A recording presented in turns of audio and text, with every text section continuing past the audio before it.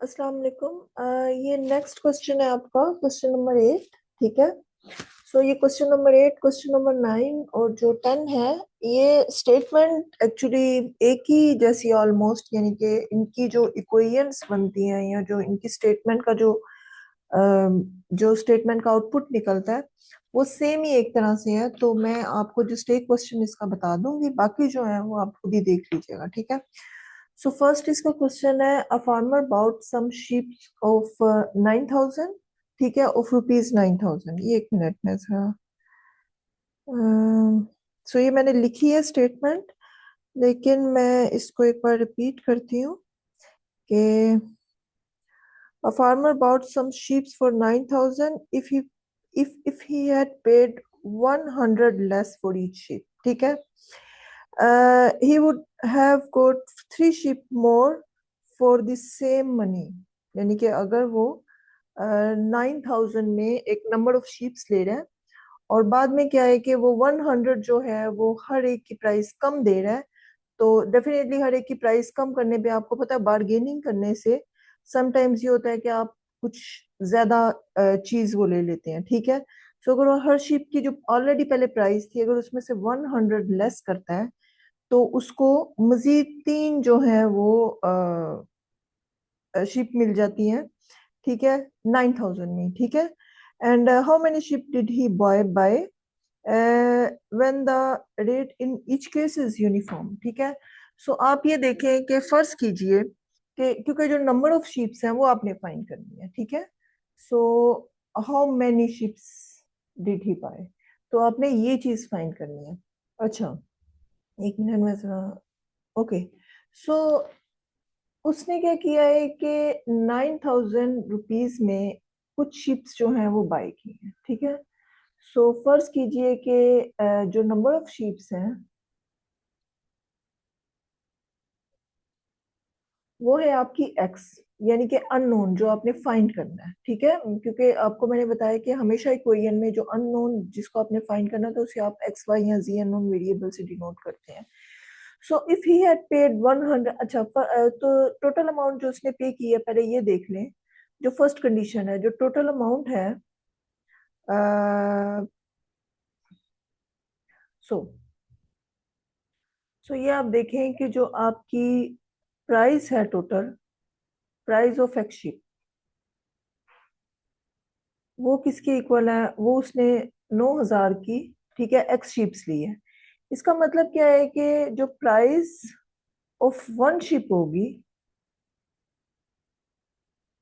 वो आप क्या करते हैं, वो 9,000 divided by the number of ship लेते हैं। ठीक है, यानी कि अगर उसने 9,000 की फर्ज कीजिए कि उसने 10 शिप ली हैं, तो उसका मतलब है जो हर शिप है वो उसने 900 की ली है, यानी कि आप उसे 10 से डिवाइड कर देंगे। ठीक है।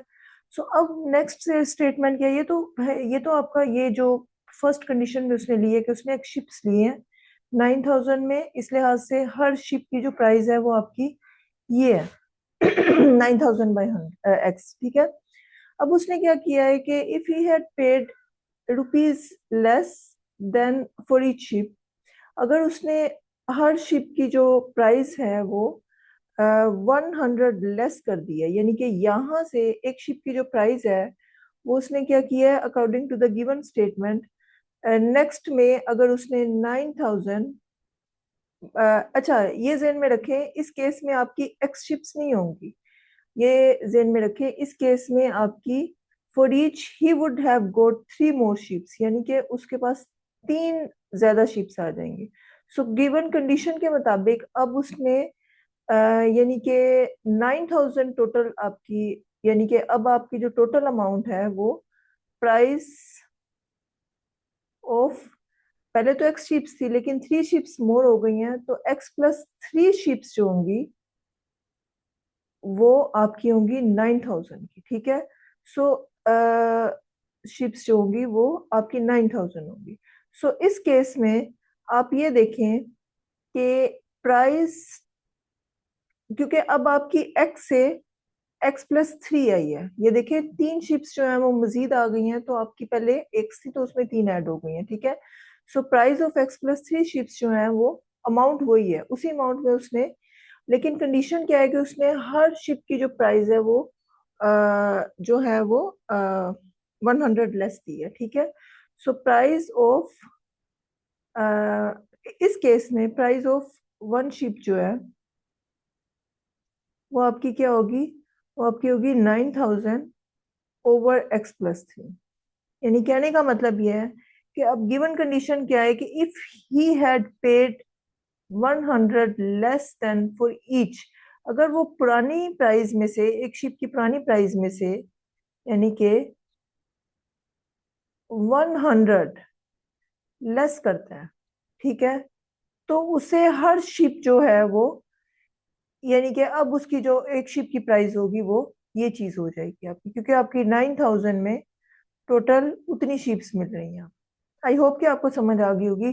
पहली कंडीशन ये थी, नंबर ऑफ शिप्स एक्स थी, और हर टोटल प्राइस जो थी वो 9000 थी। तो इसका मतलब है कि पहली कंडीशन में जो वन शिप की प्राइस थी, वो शिप की जो प्राइस थी वो आपकी कितनी थी, वो 9000 बाई एक्स है। लेकिन अब क्या हुआ है कि उसने हर शिप की जो प्राइस है वो 100 लेस की है, तो उसको ये यानी कि एक्स प्लस 3 शिप्स मिली हैं 9000 में, यानी कि इस केस में वन शिप्स की जो प्राइस होगी वो आपको इसमें मिल रही है। आई होप कि इसकी समझ आ गई होगी। सो अब आपने क्या करना है कि इस गिवन कंडीशन को सॉल्व करके ये जो आपकी है, ये वाली, ये अब आपकी क्वेश्चन बन गई है। मैंने आपसे पहले ही कहा था कि वर्ड प्रॉब्लम में जो मेन टारगेट होता है वो आपने इक्वेशन को बनाना होता है, और इक्वेशन आपकी बन जाती है, उसको मैथमेटिकल वे से आप इसे सॉल्व करके you have to find the values of X. So आपकी ये वाली इक्वेशन है, इसको आपने सॉल्व करना है, इससे एक्स की वैल्यू फाइंड करनी है, बिकॉज आपका जो टारगेट है वो नंबर ऑफ शीप्स फाइंड करना है, ठीक है। सो इसको सॉल्व करेंगे। अब ये आपकी इक्वेशन क्या है आपकी, यहाँ पे मैं लिख देती हूँ 9000 over x minus 100 is equal to 9000 over x plus 3, ठीक है। सो इसको अगर मैं सिंपल एलसीएम ले लूंगी तो एलसीएम लेके मैं, मेरे पास आ जाएगा 9000 माइनस 100 एक्स ओवर एक्स, ठीक है। So this is equal to 9000 over x plus 3। ये ध्यान में रखें, मैं आपको ये एक क्वेश्चन ही करवा रही हूँ, बाकी क्वेश्चन से मैं आपको जो स्टेटमेंट अंडरस्टैंड करवा दूंगी, आगे से आपने मैथमेटिकल वर्क खुद ही करना है। सो ये आपको मिल जाएगा एक्स प्लस 3, ठीक है, और ये आपको मिल जाएगा 9000 minus 100 x is equal to 9000 x. So this is 9000 x minus 100 x square plus 27,000 minus 300 x is equal to 9000 x, ठीक है। सो अगर आप देखिए 9000 एक्स जो है ये कैंसिल हो जाएगा इस 9000 एक्स से। आपके पास जो इक्वेशन होगी, मैं इसमें से नेगेटिव साइन कॉमन ले रही हूँ क्योंकि मैं एक्स स्क्वायर का जो है, अच्छा नेगेटिव साइन भी आप कॉमन ले सकते हैं और 100 भी कॉमन ले सकते हैं अगर आप देखें रिमेनिंग टर्म्स में से। सो मैं माइनस 100 कॉमन ले रही हूँ, तो आपको मिलेगा एक्स स्क्वायर प्लस, क्योंकि ये भी नेगेटिव में है, so it will become 3x, और यहाँ से आपने 100 लिया है तो ये आपको मिलेगा माइनस 270, ठीक है। आपने 100 माइनस 100 कॉमन लिया। सो ये प्रोडक्ट ऑफ टू टर्म्स, अब माइनस 100 तो जीरो नहीं है, तो इसका मतलब ये है कि ये जो है ये वैल्यू जीरो है। So you have a quadratic equation x square plus 3x minus 270 is equal to zero. अब ये आप पे है कि आप इसे फैक्टराइज करें या क्वाड्रेटिक फार्मूला अप्लाई करें। सो अगर आप देखें तो 15 और 18 की जो है वो फैक्टराइजेशन आपको मिल जाएगी, यानी कि x square plus 18x minus 15x, ठीक है, और minus 270 is equal to zero. अब यहाँ से आप x को कॉमन ले लें, आपके पास आ जाएगा x plus 18 minus 15 and x plus 18 is equal to 0. So you have x minus 15 and x plus 18 is equal to 0. So you have x is equal to 15 and x is equal to minus 18. अब चूंकि number of ships जो होती हैं वो definitely एक positive number होगा, negative तो नहीं होगा, तो ये नेगेटिव नंबर को आप निग्लेक्ट करते हैं, ठीक है, निग्लेक्ट।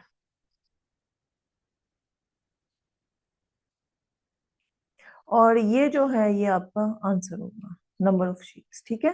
सो यहाँ से क्लियर हो गया। अच्छा नेक्स्ट, अब आप अगर अपना क्वेश्चंस देखें, सेम क्वेश्चन है लेकिन वहां पे शीप्स की बात की गई थी, यहाँ पे एग्स की बात की गई है। सो ये देख लिया, man sold he stocks of eggs for 240 rupees, ठीक है। अब देखिए एग्स जो होते हैं वो, अब उसने इफ ही हैड 2 डजन्स मोर, तो इसका मतलब है कि वो जो एग्स की मेजरमेंट ले रहा है वो 1 एग नहीं, वो डजन्स की रिस्पेक्ट से ले रहा है, ठीक है। So he would have got the same money by selling the whole for rupees 0.50 per dozen cheaper. अब ये है कि उसने चीपर सेल, यानी कि he would have got the same money by selling the whole। अब वो सेम मनी जो है वो रिसीव करेगा अगर वो जो है वो 0.50 की रिस्पेक्ट से, यानी वो सस्ते दे रहा है, ठीक है। So how many dozen eggs did he sells. So यहाँ पे अगर आप देखें तो जो सोल्यूशन में, अब यहाँ पे जो नंबर ऑफ डजन एग्स होंगे, ठीक है, नंबर ऑफ एग्स जो होंगे वो आपके क्या होंगे, वो एक्स है, वो एक्स है डोजन्स की रिस्पेक्ट से, ये ज़हन में रखें, ठीक है, वो दर्जन की रिस्पेक्ट से लिए हैं। एंड सो इसका मतलब क्या है कि अब उसमें अब जो ये देखें, stocks of x for 240 rupees. So price जो होगी, प्राइस ऑफ एक्स डोजन्स, वो क्या होगी, वो आपकी 240 है। जैसे वहां पे 9,000, ये सेम आपके क्वेश्चन हैं कि जैसे बस स्टेटमेंट थोड़ी सी चेंज है। और यहाँ पे अगर आप देखें तो प्राइस ऑफ 1 डोजन्स, ठीक है, सो वो आपकी होगी 240/x, ठीक है। अब ये, अब नेक्स्ट में आपका अगर आप देखें तो he would have got the same money by selling the whole for 0.50 पर डोजन, ठीक है। सो अगर आप देखें तो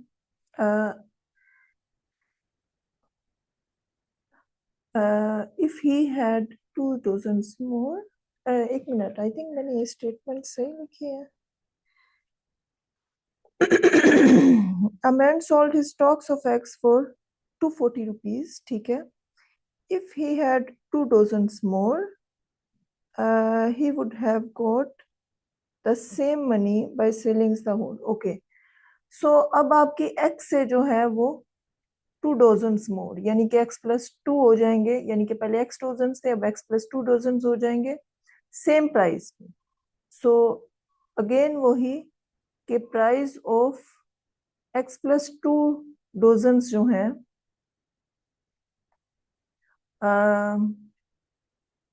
वो आपके होंगे 240, ठीक है।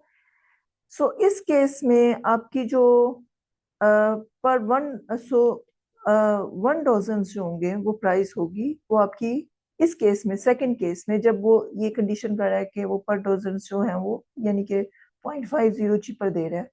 सो 1 डजन जो है वो आपके क्या होंगे, वो आपके होंगे 240/x+2, यानी कि उसने प्रीवियस अमाउंट में से, पर डजन में से चीपर कर दिए हैं 0.50, तो आपको ये न्यू प्राइस के जो है वो पर डोजन की रिस्पेक्ट से जो है ये चीज मिल रही है। सो अब जो आपकी क्वेश्चन है वो ये बन गई है, इसको आप सॉल्व करें, ठीक है, यानी कि आप अगर आप देखें, so this will becomes 240/x minus 0.50 is equal to 40/x+2। इसको आप सॉल्व करें एंड फाइंड x,